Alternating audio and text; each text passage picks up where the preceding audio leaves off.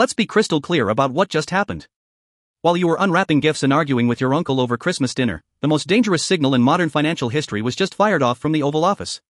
For decades, there has been a sacred wall on Wall Street. A wall between the people who need votes, politicians, and the people who print the money, the Federal Reserve. That wall exists for one reason: to stop a president from printing trillions of dollars just to make the economy look good before an election, only to leave you holding the bag of hyperinflation 3 years later. Well, as of Tuesday, that wall is effectively gone. It is December 26, 2025. Jerome Powell is on his way out. And President Trump has just issued what amounts to a loyalty test for the next chairman of the Federal Reserve. He doesn't want an economist. He doesn't want a data scientist. He wants a yes man. Specifically, he has demanded a chair who will cut interest rates even when the economy is booming. He wants rates slashed to 1% while GDP is ripping at 4.3%. To the average person, that sounds like a party. Cheap mortgages, soaring stocks, free money. But to anyone who understands the mechanics of the dollar, this is what we call a melt-up. It's the financial equivalent of injecting adrenaline into a sprinter who is already running at full speed. Sure, they'll run faster for about 10 seconds. And then? Their heart explodes. If you have money in the S&P 500, if you are looking to buy a home in 2026, or if you are holding cash in a savings account, the rules of the game are about to change overnight. We are looking at a potential regime change that could devalue the dollar in your pocket faster than you can spend it. Today, we are peeling back the layers of this new Trump doctrine for the federal.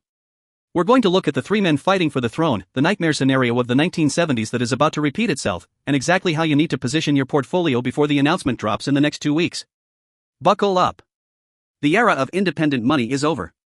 Let's start with the trigger event. On Tuesday, President Trump took to social media to declare war on a concept that has frustrated investors for 20 years, the good news is bad news paradox. If you've been trading stocks since the 2020s, you know this pain. The government releases a report saying unemployment is low and the economy is strong. You'd think stocks would go up, right? Wrong. Stocks crash. Why? Because Wall Street assumes that a hot economy means the Fed will raise interest rates to cool it down. So, good economic news becomes bad market news. Trump hates this. He posted, and I quote, "I want my new Fed chairman to lower interest rates if the market is doing well, not destroy the market for no reason whatsoever. Anybody that disagrees with me will never be the Fed chairman." He is nostalgic for the old days. He wants a world where good data sends the Dow Jones to the moon, and bad data, well, he doesn't plan on having bad data. Now, look at the reality on the ground right now. It's late 2025. The Bureau of Economic Analysis just dropped the Q3 GDP numbers. The US economy grew at an annualized pace of 4.3%. Guys, that is not a recovering economy. That is a sizzling economy. That is an economy running hot. In a normal world, a responsible central banker looks at 4.3% growth and says, okay, let's keep rates steady around 3.5% or 4% to make sure inflation doesn't come back from the dead. But Trump is looking at that 4.3% growth and saying, cut rates to 1%. This is the equivalent of driving a Ferrari at 150 miles per hour and deciding that what you really need to do is cut the brake lines and attach a rocket booster. Why is he doing this? Political pressure. Affordability is the number one issue for voters. Housing is still expensive. Car loans are expensive. Trump believes that if he can force the Fed to slash rates, the monthly payment for the average American goes down, and his approval rating goes up. And he's not wrong in the short term. But economics is never about the short term. It's about the hangover. And the hangover from cutting rates into a booming economy is something we haven't seen since the days of disco and bell-bottoms. To understand why every serious fund manager in London and New York is sweating right now, we have to go back in time. We have to look at the last time a president bullied a Fed chair into submission. The year was 1971. The president was Richard Nixon. The Fed chair was Arthur Burns. Nixon was paranoid about losing the 1972 election. The economy was doing okay, but he wanted it to be great. He wanted a boom. So, he brought Arthur Burns into the Oval Office and essentially told him, you will keep money cheap, or I will destroy you. Burns caved. He kept interest rates artificially low when he should have been raising them. The result? Nixon won the election in a landslide. The stock market rallied briefly. But then, the bill came due. Because money was so cheap and the economy was already hot, inflation ignited. It didn't just rise, it exploded. By the mid-70s, inflation was eating away the American middle class. It led to a lost decade for the stock market. If you bought stocks in 1968, you didn't break even in real terms until the early 1980s. This is the Arthur Burns nightmare. Fast forward to December 2025. Trump is effectively asking for an Arthur Burns. He wants a Fed chair who will prioritize the stock market rally over price stability. Currently, the Fed funds rate is sitting between 3.5% and 3.75%. We've already had 3 cuts recently. 3 dissenters at the Fed are already screaming that we are cutting too fast. But Trump has previously stated he wants rates at 1% or lower.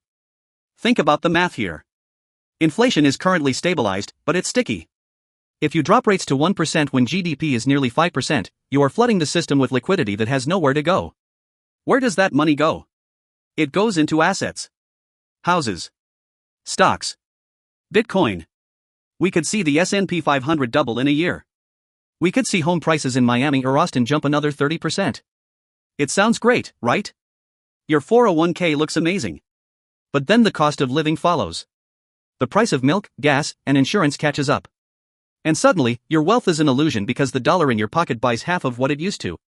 This is the trap. The money illusion. So, who is going to be the guy to pull the trigger? Trump said he has narrowed the list to 3 or 4 candidates and will announce the winner in the next couple of weeks. Let's profile the front runners, because the specific name he picks will tell us exactly how much danger we are in. Candidate 1, Kevin Hassett. Hassett is the former director of the National Economic Council. He is a loyalist. He has been a vocal supporter of Trump's economic policies for years. If Hassett gets the nod, the market will interpret this as, the Fed is now an arm of the White House. Expect an immediate, violent rally in stocks, followed by a spike in long-term bond yields as investors realize inflation is coming back. Candidate 2, Kevin Warsh. Warsh is a former Fed governor. He is seen as more institutional, a guy who understands the plumbing of Wall Street. However, he has been critical of the Fed's recent handling of things. If Warsh is picked, he might try to walk the tightrope, giving Trump some cuts but trying to maintain some credibility. He is the safe-ish bet, but Trump might view him as too independent. Candidate 3, Christopher Waller. Current Fed governor. Trump has praised him. Waller has been dovish recently, which aligns with Trump. But he is still a central banker at heart.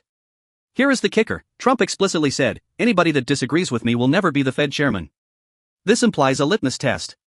During the interview, Trump likely asked them, if the S&P 500 is at an all-time high, but I tell you to cut rates, will you do it? The person who gets the job is the person who said yes. This completely breaks the mandate of the Federal Reserve. The Fed has a dual mandate, maximum employment and stable prices. Nowhere in the Federal Reserve Act does it say keep the president happy or ensure the S&P 500 never has a red day. By imposing this political will, we are moving toward what is known as fiscal dominance. This is where the central bank exists only to fund the government's debts and pump the political cycle. It is the strategy used by Turkey, Argentina, and post-war Italy. It is fun for about 18 months, and then it is catastrophic. Let's play out the scenario. It's January 2026. The new Fed chair is confirmed. They immediately announce an emergency rate cut schedule, aiming for 1% by summer. Phase 1, the sugar high. This is the phase where you feel like a genius. Stocks, the S&P 500 goes parabolic. Companies can borrow for free to buy back their own stock. Earnings per share inflate artificially. We see a melt-up. Real estate, mortgage rates drop to 3 to 4%. A buying frenzy ensues. Bidding wars return. If you own a home, your equity skyrockets. Crypto, Bitcoin and gold likely go vertical. These are the classic hedges against currency debasement. If the dollar is being printed into oblivion, scarce assets win. Phase 2, the reality check. The bond market, the smart money, revolts. Bond vigilantes see that the Fed has abandoned inflation control. They start selling U.S. treasuries.